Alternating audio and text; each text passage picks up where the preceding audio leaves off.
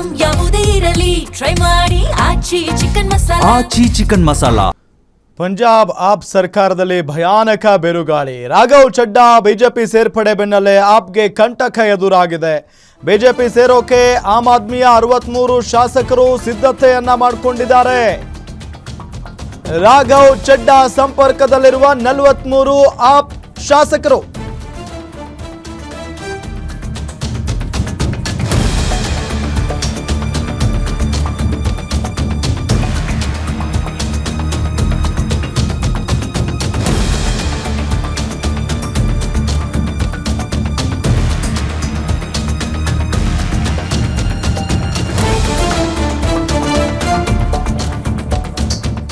Raghav Chadda BJP ಸೇರ್ಪಡೆ ಬೆನ್ನಲ್ಲೇ ಆಪ್ಗೆ ಕಂಟಕ ಎದುರಾಗಿರೋದು. ಬಿಜೆಪಿ ಸೇರೋಕೆ ಆಮ್ ಆದ್ಮಿಯ 63 ಶಾಸಕರು ಸಿದ್ಧತೆಯನ್ನ ಮಾಡಿಕೊಂಡಿದ್ದಾರೆ.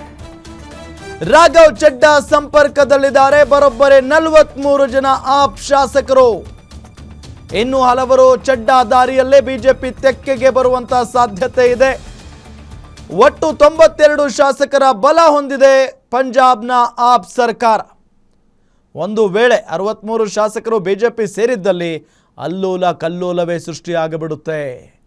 ನಿನ್ನೆಯಷ್ಟೇ ಚಡ್ಡಾ ಬಿಜೆಪಿ ಸೇರಿದ್ರು. ಚಡ್ಡಾ ಸೇರಿದಂತೆ 7 ರಾಜ್ಯಸಭಾ ಸದಸ್ಯರು ಬಿಜೆಪಿಯನ್ನ ಸೇರಿಬಿಟ್ಟಿದ್ದಾರೆ. ದೆಹಲಿ ಬೆಳವಣಿಗೆ ಬೆನ್ನಲ್ಲೇ ಪಂಜಾಬ್ ಸರ್ಕಾರದಲ್ಲಿ ಸಂಚಲನ ಸೃಷ್ಟಿಯಾಗಿದೆ. ಈಗ ನೋಡಿ, ರಾಘವ್ ಚಡ್ಡಾ ಸೇರಿದಂತೆ 7 ರಾಜ್ಯಸಭಾ ಸದಸ್ಯರು ಬಿಜೆಪಿಗೆ ಸೇರ್ತಾರೆ ನಿನ್ನೆ.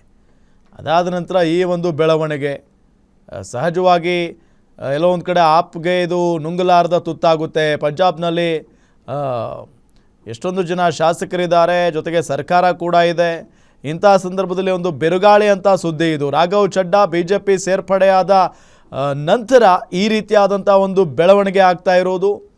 ಇನ್ನು ಆಪ್ ಸರ್ಕಾರಕ್ಕೆ ಕಂಟಕ ಎದುರಾಗಿದೆ. ಪಂಜಾಬ್ನಲ್ಲಿ ಬಿಜೆಪಿ ಸೇರೋದಕ್ಕೆ ಆಮ್ ಆದ್ಮಿಯ ಬರೋಬ್ಬರಿ 63 ಜನ ಶಾಸಕರು ಸಿದ್ಧತೆಯನ್ನು ಮಾಡ್ಕೊಳ್ತಾ ಇದ್ದಾರಂತೆ.